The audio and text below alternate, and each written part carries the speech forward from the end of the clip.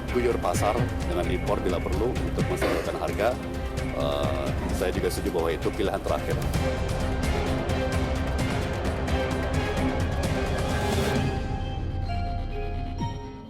Beberapa waktu lalu polisi menggeledah 2 lokasi di Tangerang yang kepergok menimbun 4 ribuan ekor sapi siap potong yang seharusnya dipasok ke pasar.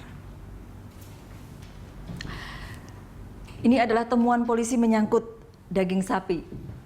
Penimbunan sapi untuk menciptakan kelangkaan pasokan sehingga memberi alasan pemerintah untuk menambah kuota impor hewan ternak atau sapi. Ada surat edaran dari sebuah asosiasi pedagang sapi yang melarang penjualan daging sapi. Kemudian jumlah sapi yang ditimbun jika ditambah sapi lokal bisa memenuhi kebutuhan pasar Jabodetabek hingga bulan Maret tahun depan. Iya. Bareskrim sidak begitulah ya, sidak ke dua lokasi di Tangerang dan kemudian menemukan 4.000 ekor sapi siap potong. Waktu itu bareng KPPU? Ya, sebetulnya sebelum Bareskrim kita sama Bareskrim, KPPU malamnya sudah ke sana duluan. Oh, ya, oke. kami tapi di tempat lain ya, bukan di menemukan sesuatu? Menemukan sesuatu, pasti di situ ada kalau nggak salah sekitar 2.000 ekor itu yang seharusnya siap untuk dipotong, tetapi tidak dilakukan. Baru besoknya kami ada koordinasi begitu dengan pihak Bareskrim, kemudian besoknya kalau tidak datang salah, ke tempat lain, datang ke yang di PT TUM itu ya, ke arah Tangerang. Kemudian sorenya lagi Polda bersama-sama KPPU pergi ke Cilengsi. Ya, di sana juga di tempat-tempat tersebut ditemukan bakalan sapi yang sebetulnya sudah siap untuk sempat ngobrol nggak dengan orang yang pemiliknya? Kira-kira kenapa kemudian nggak dilempar ke pasar? Pasti ngobrol ya. Dan mereka bilang apa? Nunggu Idul Adha gitu? Kalau Idul Adha kan beda Mbak, syarat sapinya beda gitu ya. Nah tentu pembukanya di tempat berbeda juga ya. Ngobrol. Nah mereka jawabnya macam-macam gitu ya. Ada bilang karena belum siap untuk dipotong dan sebagainya. Padahal ketentuan dipotong kan jelas gitu ya. Berikut datang digemukkan sekian hari, ada aturannya sudah itu harus sekian bulan gitu ya. Terus kemudian hasil koordinasi kami bersama Kementerian Pertanian pada saat itu ada suatu apa ya? Kalau bahasanya Mas Arief tadi kan surat gitu ya. Bahasanya apa? Mas Surik itu ada perintah untuk dilarang melakukan menjual dan memotong. Ya. Ada larangan bagi RPH untuk memotong dan menjual. Melarang untuk dilakukan itu pemotongan. yang kemudian itu mau dijerat oleh KPPU sebagai artinya kalau ada larangan ini berarti ada penahanan stok. Ada 24 loh Bang. 24 apa kita sebutnya feedlotter feedlotter. Ya mestinya kan persoalannya kan ada sekitar itu kan. Bisa diketahui kalau petani tidak untung, pedagang juga tidak untung, besar di pasar gitu.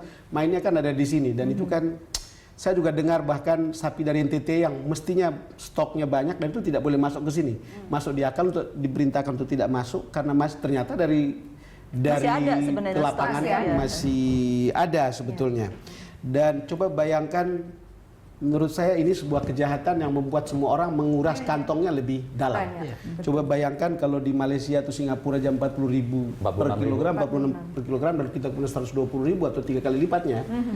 Itu mereka ambil untung dan mengeruk kita semua. Nah dan itulah itu kan Bang, berarti artinya secara teoretik tujuan kartel tercapai.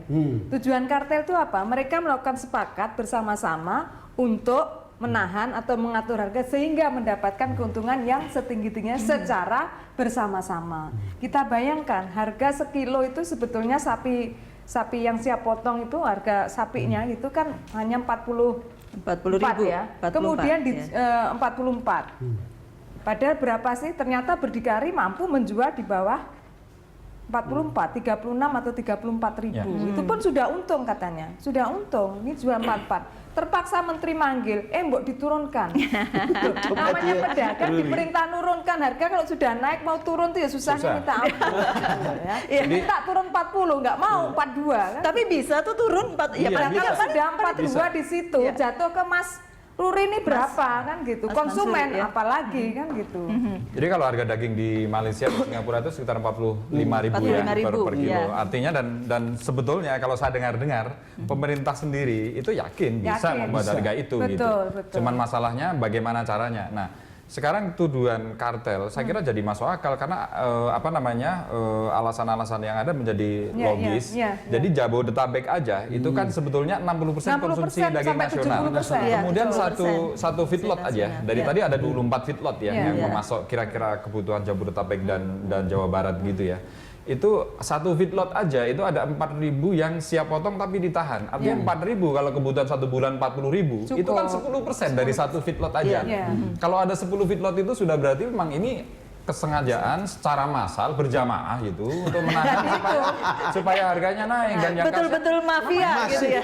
Masif. Saya nggak menyimpulkan ini mafia Iya, ya, tetapi ada upaya-upaya yang terselubung, yang tadi gelap gitu rantainya begitu, untuk mempengaruhi supaya harganya naik. Oke. Konsumen Jadi- dapat beban dan Iya. kemudian secara makro, secara keseluruhan negara kan dirugikan sebetulnya sangat. karena Jadi benar-benar neracanya jadi masif, jomplang. terstruktur dan sistematis. Sistematis. Sistema- TSM itu. TSM. Coba mereka yang di lapangan tahu. Iya. Jadi kalau saya sebenarnya tadi yang dipaparkan oleh semua narasumber, sebenarnya kami cukup lega bahwa asumsi awal bahwa yang disudutkan di awal itu kan selalu Pedagang yang main. pedagang pasar Anda yang main, pedagang yang dituduh pasar bermain nih. Kasihan ke pedagang Kasihan pasar. mereka. Akhirnya ini terbukti ya, ditemukan di mana di Tangerang, Di Tangerang, di Cilengsi, Cilengsi, di ya. macam-macam ya, bahwa memang stok itu ada. Maka dari sekarang kami ingin sampaikan kepada masyarakat bahwa pedagang pasar ini juga korban. Pedagang pasar ini juga korban. Yang paling penting bagi kami sekarang adalah bagaimana ke depan pedagang pasar, pedagang daging ini bisa stabil. Oke. Tidak setiap tahun seperti ini polanya. Tapi Pak Mansuri begini, kalau tadi kita cerita soal TSM ya, Pak, terstruktur, masif dan sistemik, gitu, sistematis gitu. Apakah pedagang pasar mendeteksi itu, merasakan itu? Begini, memang kami Ini harus ada akui, nih yang ngatur di ini. kami harus akui bahwa pedagang ini memang punya banyak kelemahan ya, SDM cukup lemah Ya. gitu ya, apatis ya, dia sulit untuk mencari tahu perkembangan informasi-informasi terkini. Memang itu kami harus akui, kami harus berbenah di sisi itu.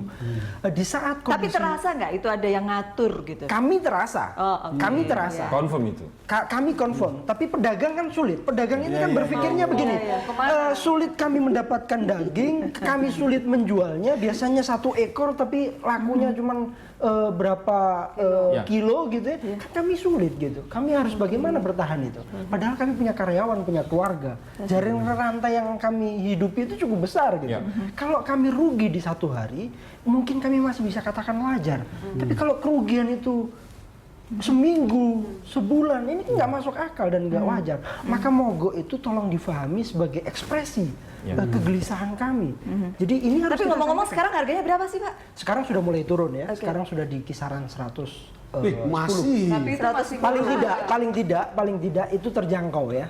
Karena kita ngambil dari RPH udah berapa? tinggi gitu. Kita ngambil RPH sudah 80 sekian gitu ya. Iya. Poinnya kita dapat pedagang eceran. Nah, kita bicara pedagang eceran ini korban dari rantai gelap tata niaga daging ini Iya. dan makan. Dan Konsumen pangan. lebih korban lagi Nah, gitu. kemudian aktornya ini sebenarnya siapa? Ini Aktor utamanya ini siapa? KPPU kan KPPU mesti tahu. awal September itu 24 itu semuanya bahkan bisa lebih, feedlot- Mbak. Bahkan bisa feedlotter lebih. semuanya. Karena Bahkan kalau bisa lebih. kita sebetulnya Tapi yang secara- kemarin di sidak itu termasuk di dalam 24 itu? So pasti, karena 2 itu kan besar Iya. gitu ya.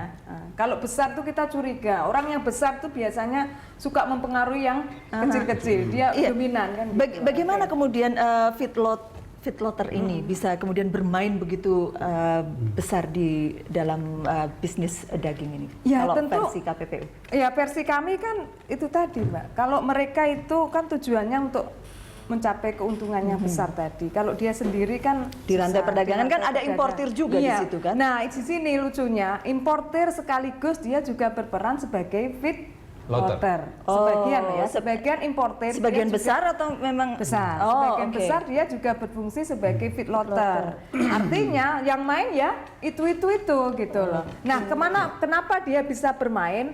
Tentu di belakang sana ada yang tadi Mas Arief sudah Karena sampaikan. importir dia kemudian merangkap feedlotter, jadi ya memang Ya gimana Nung, kalau lihat begini kan sebetulnya Perannya kerja besar, kartel ini gitu. sangat sistematis. Ya. Sampai para pedagang pasar Pasti. tidak punya bargaining position. Yes. Sampai peternak tidak punya bargaining Apalagi. position, Ya, apalagi apalagi. gitu.